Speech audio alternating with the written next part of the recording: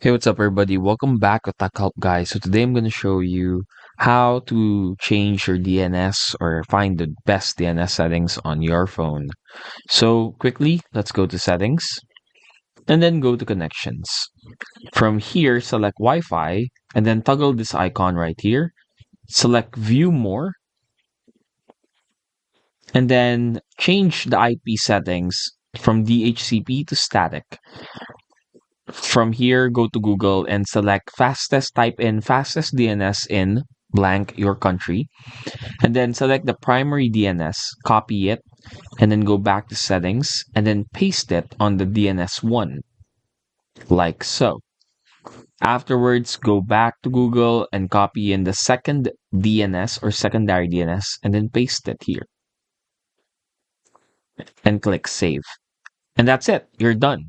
Hopefully, we were able to help you out on this. If we did, please do hit the like and, of course, the subscribe button and follow us for more videos only here on Tech Help Guy.